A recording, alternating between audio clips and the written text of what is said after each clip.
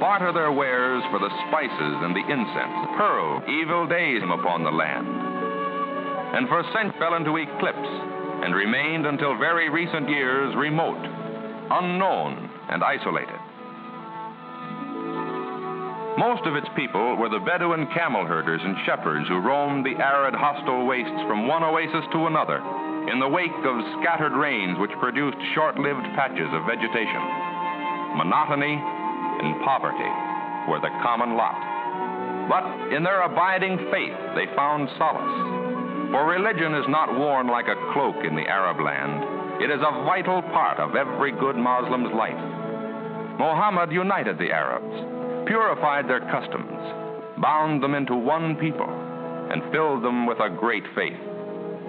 5 times a day, even the humblest Arab stops his work, faces Mecca, and intones the sacred words of the Quran. La ilaha illallah. Wa Muhammad Rasulullah. There is no God but Allah, and Muhammad is his prophet.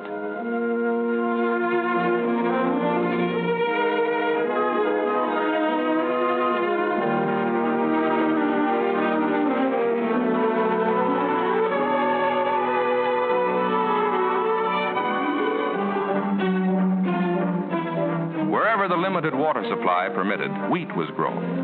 And the Arab, essentially good-humored in spite of his hard life, would make a little dance and a little song as he threshed the grain.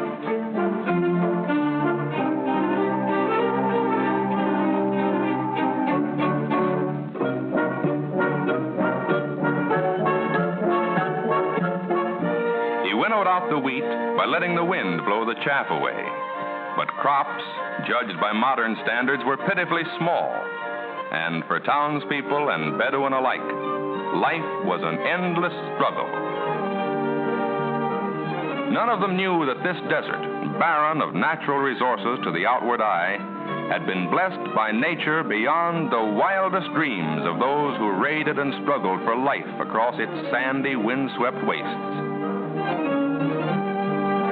And then, in this land of great tradition, there arose a powerful leader who unified his 5.5 million people and set out to achieve a renaissance. His Majesty Abdul Aziz ibn Saud, King of Saudi Arabia. He had faith that somewhere within these far-reaching sands was the key to a richer life for the Saudi Arabs who so long had known scarcity and want. Perhaps this country, so unproductive on the surface, might contain minerals below the surface, including oil. But vast sums would be needed for search and development, and there was no quick way to a realization of this hope.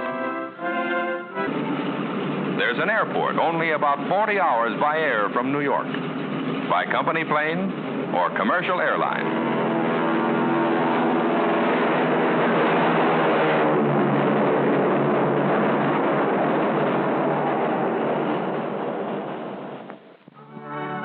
Miles up the Arabian coast is the Ras Tanura refinery, located on a beautiful stretch of gleaming white sand. Here is another American colony, complete with air-conditioned houses, 2 hospitals, and an outdoor movie theater. Out of every $2 invested in the concession, $1 goes into housing and other service facilities necessary to take care of employees, Americans and Saudi Arabs. The company has never forgotten that it is a guest in the land of the Saudi Arabs, and that the best interests of its hosts must at all times be served. Today, more than 12,000 Arab workers are employed by the company, and their number is increasing steadily.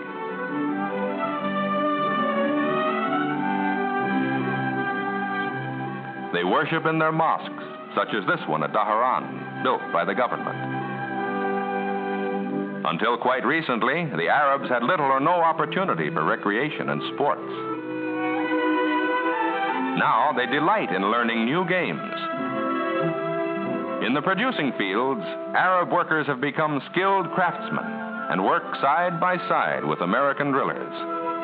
In fact, the company's operations have become one of the great centers for vocational and industrial training in the Middle East.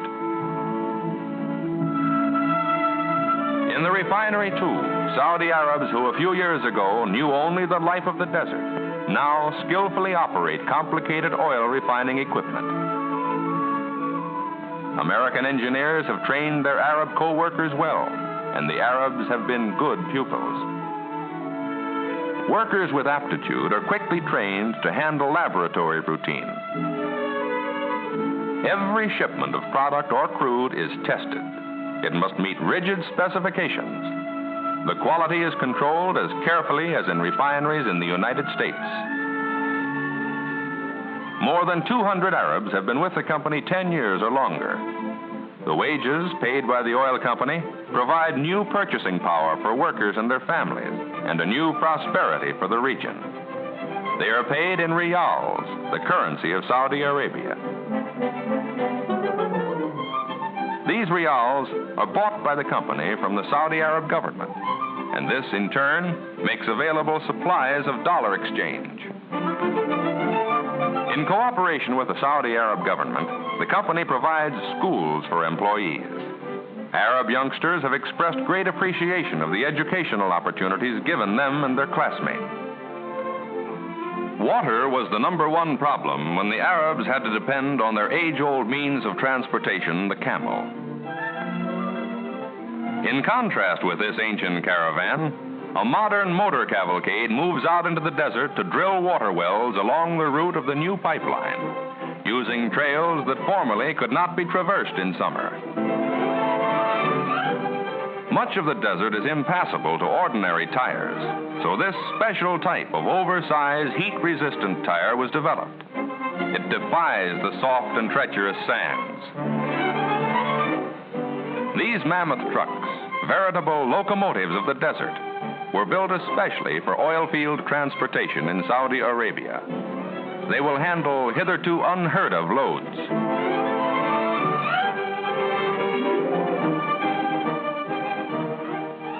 As rapidly as possible, the company is getting rid of this type of temporary housing hastily built for the Arabs in the early stages of development and replacing it with modern, well-built quarters like these.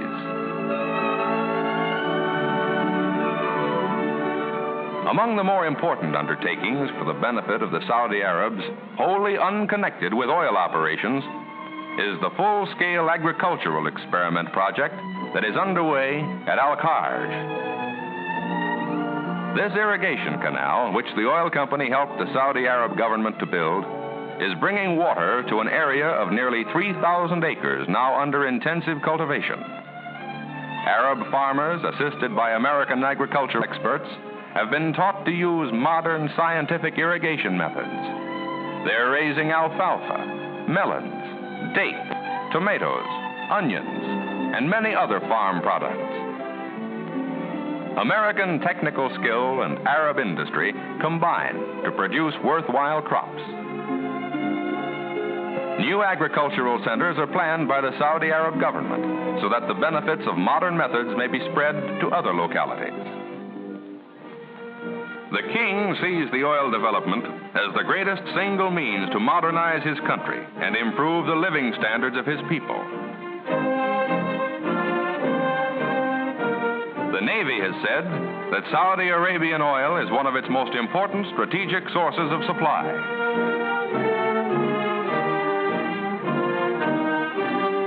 The men who are working for the economic recovery of Europe see Middle Eastern oil helping them in their labors, day in and day out. Because, on the one hand, it is keyed perfectly to the goal of self-support for the nations of the world. And on the other, it is making available the vast volumes of petroleum needed to fuel the job of rebuilding the war-scarred Eastern Hemisphere. To the American citizen in Boston or Jacksonville, Sioux City or Seattle, all of this has real importance in his day-to-day life. Because, at present, large volumes of oil are moving from the Western Hemisphere, mostly South America, to fill the growing needs of Europe, while other South American oil goes to the United States. Shipments to Europe from the Middle East have increased since the war ended, but are still only a small part of what can come from there. Shipping oil to Europe from the Western Hemisphere is not only uneconomic, but puts a drain on resources we may need over here. However, this situation is changing. As soon as Eastern Hemisphere facilities are ready, heavy shipments from Western Hemisphere reserves can be stopped. The Middle East can easily supply all of Europe's requirements.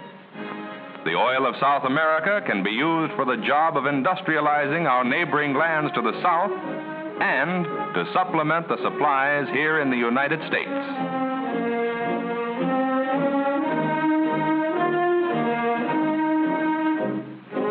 Now that the risks have been taken, now that the pioneering has been done, the way is open for other American companies to come into the Middle East and join in developing its great resources for the benefit of its people and of the world. A guiding principle in Aramco's venture has been the belief that foreign capital cannot justify its presence in any land unless it operates in the interest of that land. Fully vindicating that principle has been the mutual trust and goodwill that have grown up between the American oilmen and the Saudi Arab government. Thus, American venture capital is developing new standards of life in an ancient realm, where a people with a glorious past are now building a glowing future with their partners from the other side of the world. East and West are united in pioneering a new frontier of progress, serving the interest of the Saudi Arabs, serving the interest of the United States, and demonstrating the vitality of the American system of free enterprise. A system which, from this new frontier, is pumping into the trade of the world oil, one of the materials that is making a truly great contribution to our modern civilization.